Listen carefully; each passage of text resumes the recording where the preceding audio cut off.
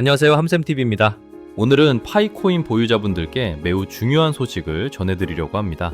최근 미국에서 파이 네트워크를 상대로 1000만 달러, 우리 돈으로 약 140억 원 규모의 소송이 제기되었는데요.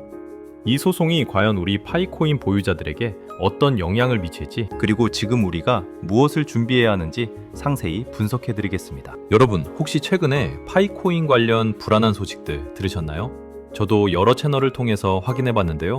사실과 루머가 뒤섞여서 정확한 정보를 찾기가 어려우셨죠? 오늘은 제가 직접 해외 언론 보도와 법원, 자료들을 꼼꼼히 분석해서 여러분께 가장 정확하고 균형 잡힌 정보를 전달해 드리려고 합니다. 특히 이번 소송이 단순한 개인 분쟁인지 아니면 파이 프로젝트 전체를 흔들 수 있는 위험한 사건인지 명확하게 구분해 드릴게요. 자, 먼저 이번 소송이 무엇인지부터 차근차근 설명드리겠습니다. 2025년 10월 24일 미국 캘리포니아 북부 연방법원에 한 건의 소송이 접수되었습니다.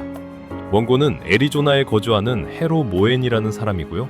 피고는 파이 네트워크를 운영하는 소셜 체인과 파이 커뮤니티 컴퍼니, 그리고 공동 창업자인 니콜라스 코칼리스와 척디아오 판입니다. 손해배상 청구액은 무려 1천만 달러, 우리 돈으로 약 140억 원입니다. 엄청난 금액이죠? 그런데 여기서 중요한 건 금액이 아닙니다. 이 소송에서 주장하는 내용이 무엇인지가 핵심인데요. 원고가 주장하는 내용은 크게 두 가지입니다. 첫 번째, 자신의 검증된 지갑에서 5,013개의 파이코인이 본인 동의 없이 다른 주소로 이동했다는 것입니다. 쉽게 말해서 내 지갑에 있던 파이코인이 내가 모르는 사이에 없어졌다는 주장이죠. 두 번째, 파이코인 가격이 307달러에서 1.67달러로 폭락해서 큰 손해를 받고 남은 1,403개의 파이코인도 메인넷으로 이동되지 않아서 팔 수도 없다는 겁니다. 자, 여기서 잠깐.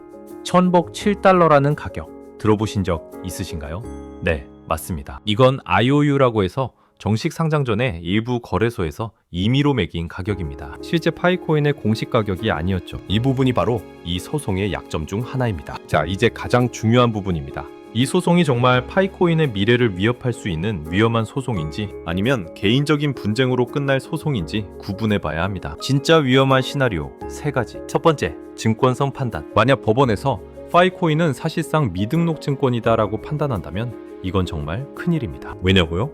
미국에서 증권으로 분류되면 SEC, 그러니까 미국 증권거래위원회의 규제를 받게 됩니다. 그러면 바이낸스나 코인베이스 같은 대형 거래소 상장이 거의 불가능해집니다. XRP가 SEC와 소송하면서 얼마나 오랫동안 고생했는지 아시죠? 그런 상황이 될 수 있다는 겁니다. 두 번째, 시스템 결함 인정. 원고가 주장하는 무단 토큰 이동이 만약 개인의 보안 실수가 아니라 파이 시스템의 결함 때문이라고 인정된다면 이것도 심각합니다. 파이코인의 가장 큰 강점이 뭐죠?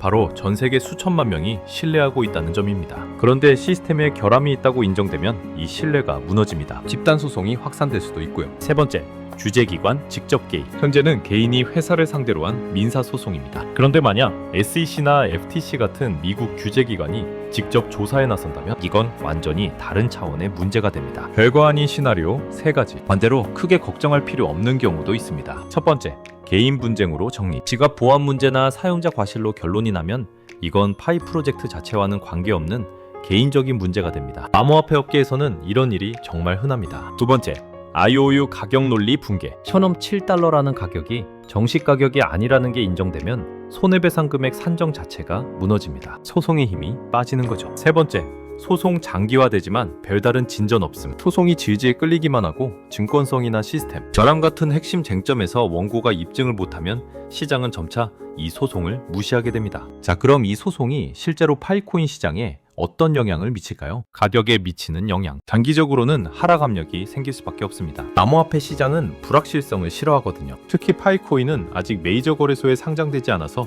유동성이 얕습니다. 그래서 작은 악재에도 가격이 크게 흔들릴 수 있죠. 하지만 여기서 중요한 건 이 하락이 프로젝트가 망해서가 아니라 리스크를 회피하려는 단기적인 매도 때문이라는 겁니다. 중기적으로는 소송의 진행 방향이 중요합니다. 만약 개인 분쟁으로 정리되거나 합의로 끝나면 오히려 악재가 정리됐다면서 반등할 수도 있습니다. 거래소 상장에 미치는 영향, 이게 사실 가장 중요한 부분입니다. 바이낸스, 코인베이스, 업비트 같은 대형 거래소들은 법적 분쟁 중인 코인을 상장하지 않습니다. 왜냐고요?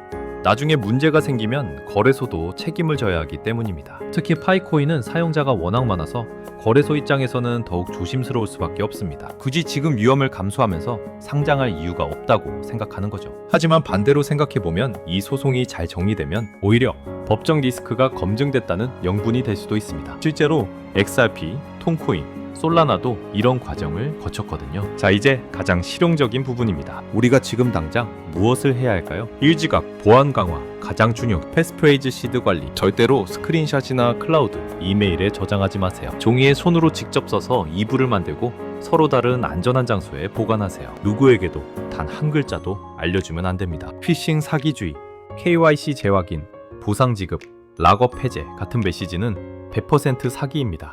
텔레그램이나 카톡에서 관리자라고 하는 사람들 전부 사기꾼입니다. 오직 파이 공식 앱에서만 작업하세요. 2KYC와 메인넷 상태 점검. 지금 바로 파이 앱을 열어서 확인하세요. KYC가 완료되었는지, 메인넷으로 이동된 수량이 얼마인지, 작업된 수량과 아직 이동 안 된 수량이 각각 얼마인지, 이걸 정확히 알고 있어야 나중에 어떤 일이 생겨도 대응할 수 있습니다. 3. 현실적인 기대치 설정. 곧 상장되면 대박이라는 기대는 잠시 내려놓으세요. 소송이 진행되는 동안은 가격이 박스권에 갇힐 가능성이 높습니다. 파이코인을 단기 투자 자산이 아니라 장기 옵션으로 생각하세요. 생활비나 급한 돈이 필요한 곳에 파이코인 기대치를 걸면 안 됩니다. 4뉴스 모니터링 포인트. 레이 뉴스를 다 볼 필요는 없습니다. 이 세 가지만 체크하세요. 증권성 언급되는지, 시스템 결함이 인정되는지, SEC나 FTC가 개입하는지. 이 중 하나라도 나타나면 정말 주의해야 합니다. 여러분, 오늘 제가 전해드린 내용이 조금 무겁게 느껴지실 수도 있습니다. 하지만 기억하세요. 위기는 항상 기회와 함께 옵니다. XRP도 SEC와의 소송을 거치면서 오히려 더 강해졌습니다. 이더리움도 바이낸스 코인도 모두 법적 도전을 극복하고 성장했죠. 파이코인도 이번 시련을 잘 극복한다면 오히려 검증된 프로젝트로 인정받을 수 있습니다. 중요한 건 우리가 침착하게 그리고 현명하게 대응하는 것입니다. 공포에 휩쓸려서 성급한 결정을 하지 마세요. 근거 없는 낙관론에도 현혹되지 마세요. 지금은 방어와 관망의 시기입니다. 보안을 철저히 하고 정확한 정보만 선별해서 보면서 차분히 다음 국면을 기다리는 것이 최선의 전략입니다. 파이 네트워크는 전 세계 수천만 명이 참여하는 거대한 프로젝트입니다. 하나의 소송으로 무너질 만큼 약하지 않습니다. 함께 지혜롭게 이 시기를 극복해 나가요. 다음에도 파이코인 관련 중요한 소식이 있으면 바로 분석해서 전달해 드리겠습니다. 조금이나마 도움이 되셨다면 구독과 좋아요 부탁드리겠습니다. 오늘도 시청해 주셔서 감사합니다. 함샘TV였습니다. 건강하세요.